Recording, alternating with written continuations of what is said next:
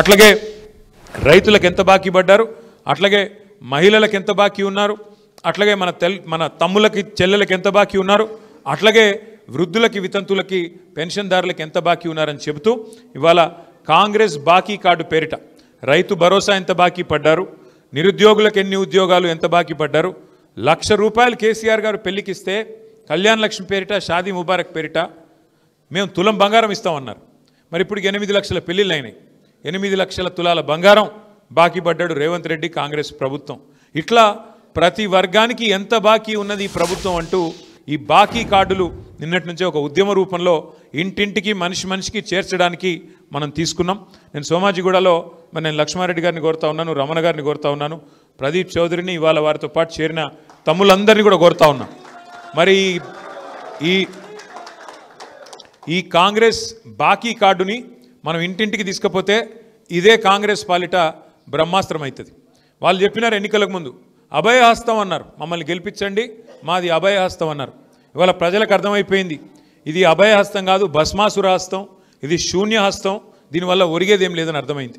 ఈ 24 నెలలు చూసుకుంటే మీరు గుర్తు తెచ్చుకోండి, ఈ 24 నెలల్లో 22-23 నెలల్లో కాంగ్రెస్ ప్రభుత్వం వచ్చిన తర్వాత కొత్తగా ఫ్లైఓవర్లు వేయడం కాదు, కొత్తగా అండర్ పాస్లు కట్టడం కాదు, గతంలో మనం కట్టిన 42 కేసీఆర్ గారి ప్రభుత్వంలో 42 ఫ్లైఓవర్లు అండర్ పాస్లు హైదరాబాద్లో నిర్మాణం చేసుకున్నాం.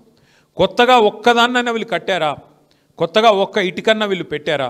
కొన్ని కొత్త ఫ్లైఓవర్లు కొత్త అండర్ పాస్లు కట్టడం కాదు, ఉన్న రోడ్లనన్నా సరిగ్గా మెయింటైన్ చేస్తున్నారా అంటే ఈరోజు ఆ పరిస్థితి కూడా లేదు. అధ్వానం అయిపోయింది హైదరాబాదు. అందుకే ఇవాళ హైదరాబాద్ ప్రజలు ఏ రకంగానైతే 2023లో మరి మన మాగంటి గోపీనాథ్ గారు ఆనాడు హైదరాబాద్ నగర శాఖ అధ్యక్షుడు, జిల్లా అధ్యక్షుడు, వారి నాయకత్వంలో మరి ఒక్కటంటే ఒక్క సీటు కూడా కాంగ్రెస్ పార్టీకి ఇవ్వకుండా ఆనాడు అన్ని సీట్లలో కూడా మననే గెలిపించారు హైదరాబాద్ ప్రజలు. రేపటి రోజున కూడా నాకు విశ్వాసం ఉంది, తప్పకుండా మన అభ్యర్థి మాగంటి సునీత గోపీనాథ్ గారిని కూడా జూబ్లీహిల్స్లో కూడా మీరు తప్పకుండా మంచి మెజారిటీతో గెలిపిస్తారన్న విశ్వాసం నాకుంది.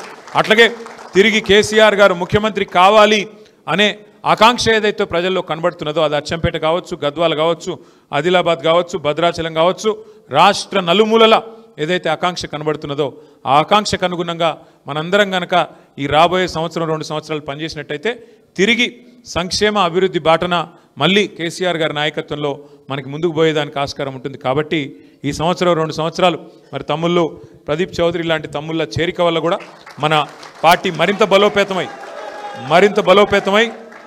ముందుకు పోయేదానికి ఆస్కారం ఉంటుందని చెప్పి కూడా తెలియజేస్తూ మళ్ళొకసారి ప్రదీప్ గారిని వారి వెంబడ వచ్చిన యువ మిత్రులందరికీ కూడా పార్టీలోకి హృదయపూర్వకంగా సాదరంగా స్వాగతం చెబుతూ